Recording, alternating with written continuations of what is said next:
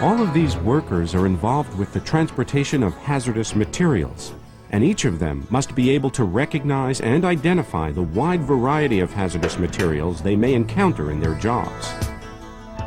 What are hazardous materials? Hazardous materials are substances or materials that can burn, explode, react violently, or cause injury or harm to people, property, or the environment when transported in commerce. The U.S. Department of Transportation, DOT, is responsible for developing, issuing, and enforcing the hazardous materials regulations. These regulations govern the transportation of hazardous materials in interstate, intrastate, and foreign commerce. DOT's primary safety goal is to reduce the risks posed by the transportation of hazardous materials.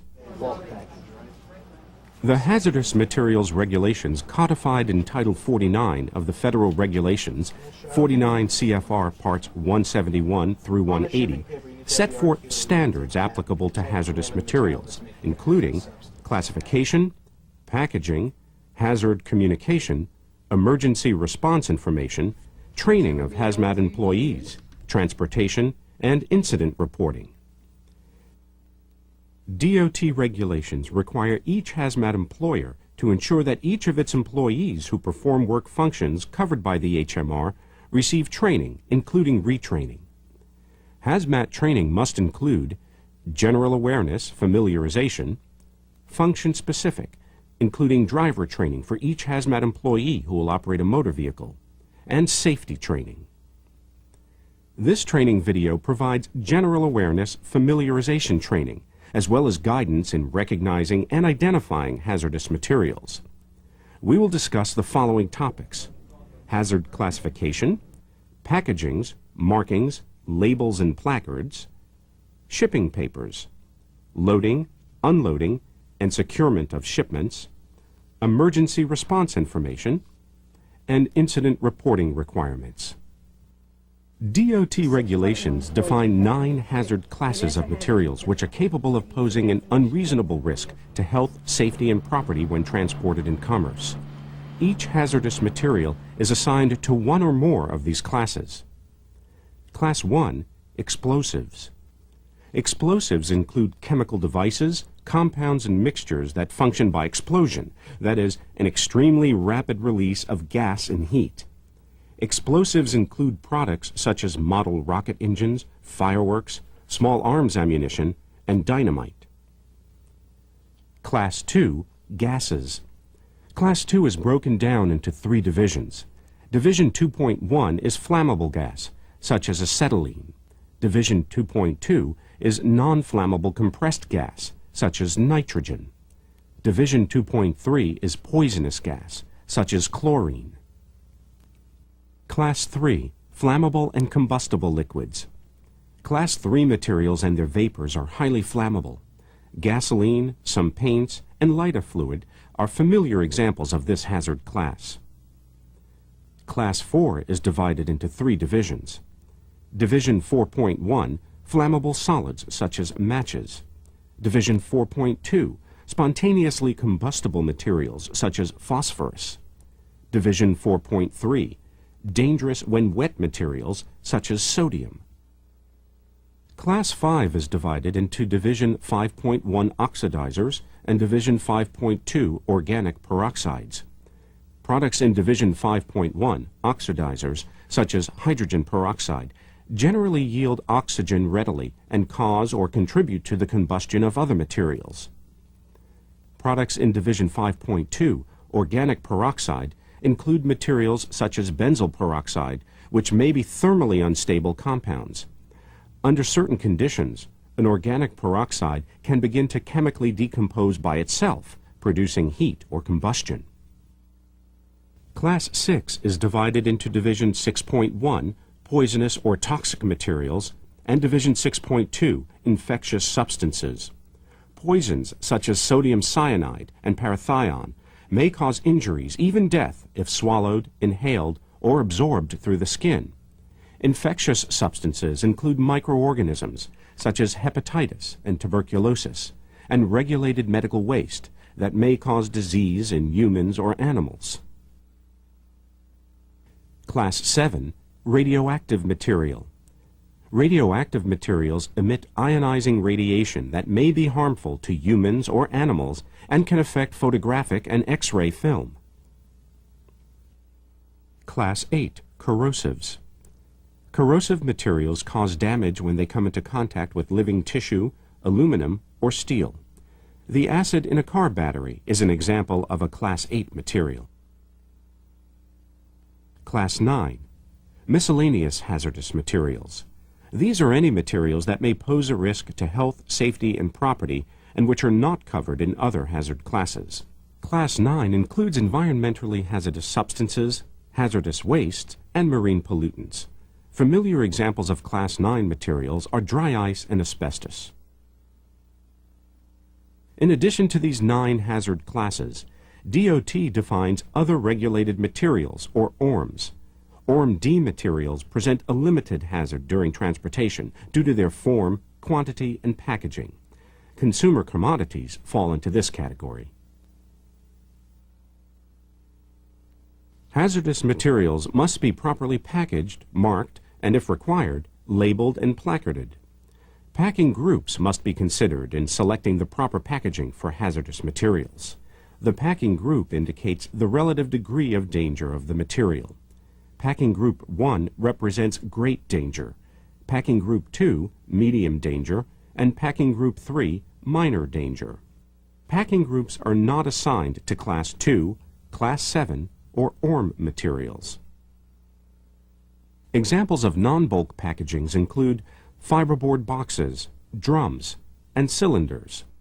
Examples of bulk packagings include rail cars and cargo tanks. Packaging manufacturers must ensure that each packaging complies with the hazardous materials regulations.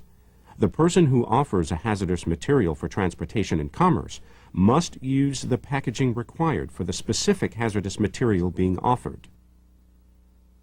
Markings are required on most packages. For non-bulk packages, some examples of markings are proper shipping name, identification number, shipper or consignee name and address, and orientation arrows. Examples of markings on bulk packages include proper shipping name, if required, and identification number. Other markings you may see on packages include inhalation hazard, marine pollutant, manufacturer's mark, and RQ for reportable quantity if the material is a hazardous substance.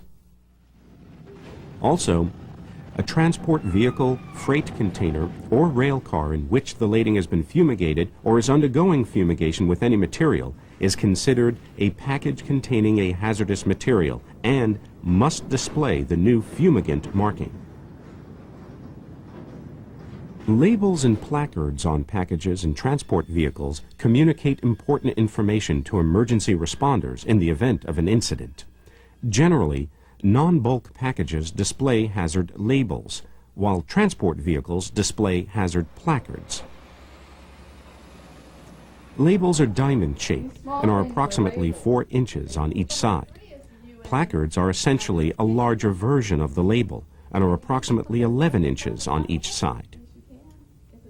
Some materials have more than one hazard and may require a separate label for each hazard. Likewise, a few products may require more than one placard.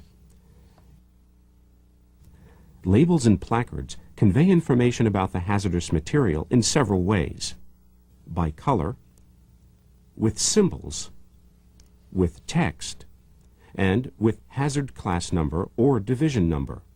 Additionally, placards may display the ID number of the material. You may also see an international placard which displays neither text nor the ID number. With certain exceptions, placards must be displayed on all 4 sides of freight containers, rail cars, transport vehicles, or portable tanks, and must not be faded, damaged, or blocked from view. Poison placard, poison 6. The shipper must offer the carrier the required placards for the material being offered for transportation, unless the proper placards have already been affixed to the transport vehicle. In some cases, the shipper must affix the placards. Most hazardous materials must be described on a shipping paper.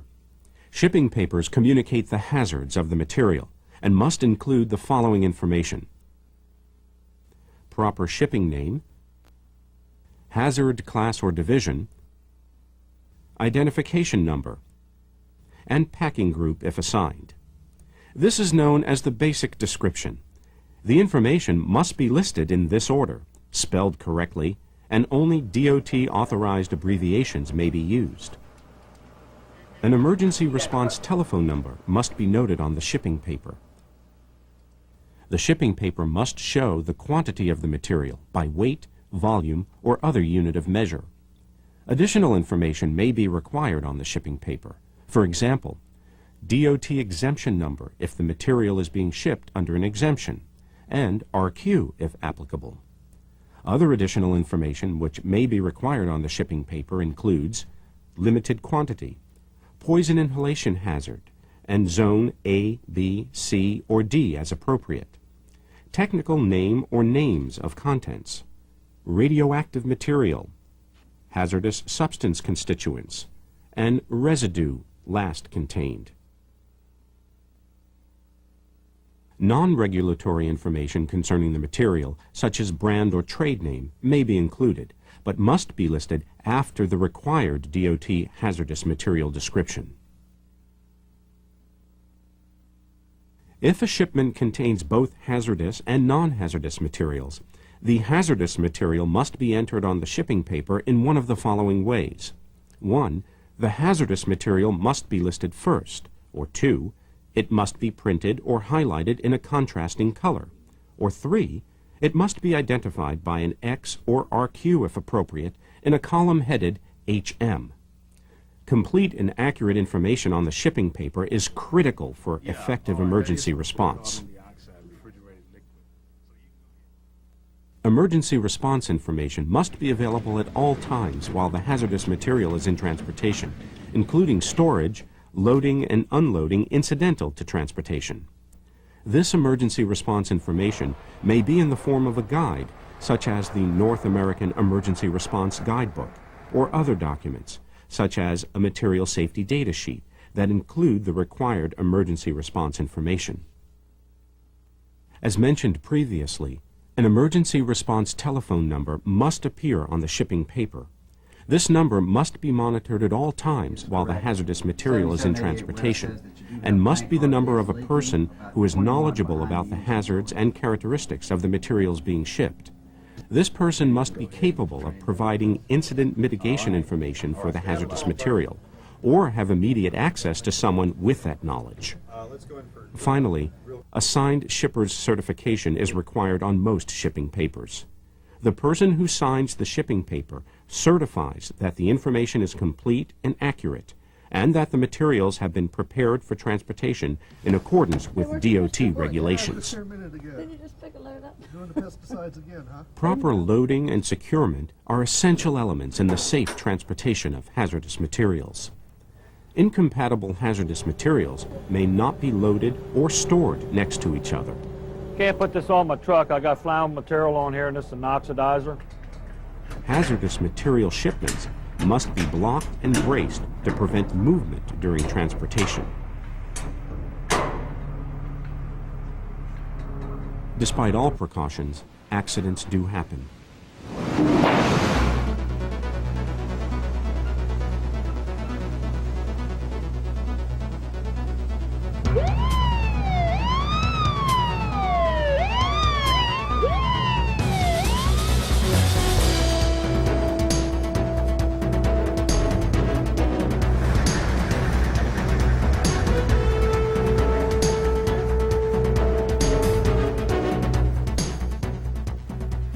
Hazmat incidents and accidents that result in any of the following require verbal notification to the Department of Transportation as soon as possible.